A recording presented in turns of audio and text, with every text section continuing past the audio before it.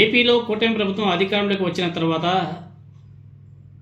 ఎమ్మెల్యేల అవినీతి, అక్రమాలు, అరాచకాల మీద సొంత పార్టీ నాయకులు ప్రశ్నలు లేవనెత్తితే ఇమీడియట్గా వాళ్ళని సస్పెండ్ చేసి బయటకు వేస్తున్నారు. అటు జనసేన కానీ ఇటు తెలుగుదేశం పార్టీ కానీ. వైఎస్ఆర్ కాంగ్రెస్ పార్టీ నాయకులు ఎవరైనా సరే ప్రశ్నిస్తే ఆ పార్టీ నాయకుల మీద, కార్యకర్తల మీద విచ్చలవిడిగా కేసులు నమోదు. అంటే వాళ్ళ గొంతుని అణచివేస్తున్నారు. ఈ ప్రక్రియ ఇప్పుడు చాలా ఎక్కువైంది. రీసెంట్గా నిన్న వైఎస్ఆర్ కాంగ్రెస్ పార్టీ ఫేస్బుక్ పేజ్ని కూడా లేపేశారు. అంటే ప్రశ్నించే వ్యక్తుల మీద కేసులు, లేకపోతే వాళ్ళ నోర్లు మూయించడం, లేకపోతే వాళ్ళ నోర్లు అణచివేయడం, ఇవి ఎక్కువ జరుగుతున్నాయి ఆంధ్రప్రదేశ్లో, అదేవిధంగా దేశంలో కూడా, ఇండియాలో కూడా ఎక్కువ జరుగుతున్నాయి. తాజాగా ఈ విమర్శలు ప్రతిపక్షానికి పరిమితం కాకుండా కూటమి పార్టీలకు చెందిన సొంత నాయకులు, కార్యకర్తలు, బంధువుల మీద కూడా వేధింపులు జరుగుతున్నాయనే అభిప్రాయం ప్రజల్లో కూడా చాలా బాగా గట్టిగా బలపడుతుంది.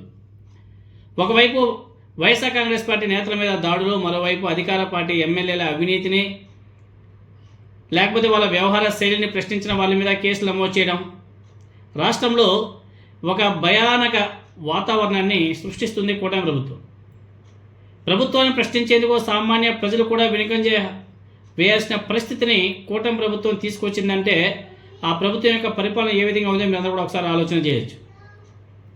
ఈరోజు దెందులూరు తెలుగుదేశం పార్టీ ఎమ్మెల్యే చింతమనేని ప్రభాకర్ చౌదరి గారి మీద అక్రమాల ఆరోపణలు చేసినటువంటి అదే తెలుగుదేశం పార్టీకి చెందినటువంటి న్యాయవాది, అడ్వకేట్ ఈడుపు గంటి శ్రీనివాస్ బాబు, ఆయన మీద ఈరోజు కూటమి ప్రభుత్వం కేసు నమోదు చేయడం ఇప్పుడు రాష్ట్ర వ్యాప్తంగా పెద్ద చర్చాంశమైంది. అలాగే మంత్రి గుమ్మడి సంధ్యారాణి అనధికార పిఎస్ సతీష్ మీద నమోదైనటువంటి అత్యాచారం, లైంగిక వేధింపుల కేసులో బాధితురాలకే అండగా నిలిచారు తెలుగుదేశం పార్టీ.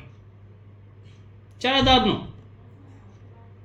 విజయవాడ ఎంపీ కేశినేని చిన్ని ఆర్థిక నేరాలకు పాల్పడుతున్నాయని చెప్పేసి సోషల్ మీడియాలో పోస్ట్ చేసినటువంటి మాజీ ఎంపీ కేశినేని నాని గారి మీద కేసు నమోదు చేశారు.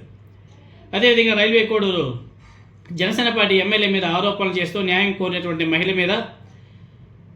మీద కేసు నమోదు చేశారు.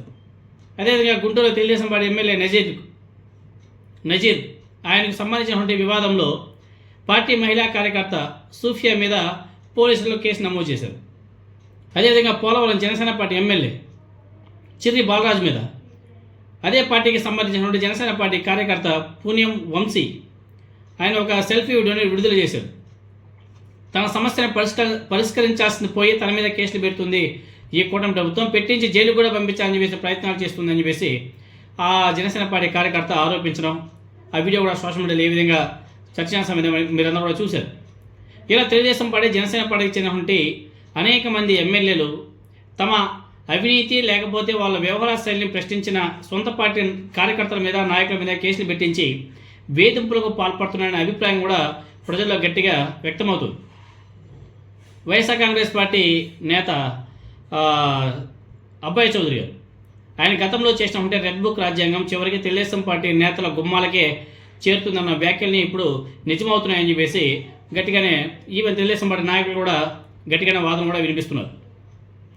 శాసనసభ్యులను ప్రశ్నించిన వారి మీద కేసు నమోదు చేసే ధోరణి ఏదైతే ఉందో ఆ ధోరణికి రెడ్ బుక్ రాజకీయమే కారణం అని చెప్పేసి రాజకీయ విశ్లేషకులు కూడా అభిప్రాయపడుతున్నారు. వాళ్ళు తీసుకొచ్చిన రెడ్ బుక్ రాజ్యాంగానికి వాళ్ళే బలైపోతున్నారు. ఈ వేధింపుల రాజకీయాలు కొనసాగితే మాత్రం భవిష్యత్తులో కూటమికే రాజకీయంగా నష్టం కలిగించే ప్రమాదం కూడా ఉంటుంది అని చెప్పేసి సొంత పార్టీ కార్యకర్తలు, నాయకులే, అధికార పార్టీలో ఉన్నటువంటి మంత్రులు, ఎమ్మెల్యేలే చాలామంది చర్చించుకుంటున్నారు.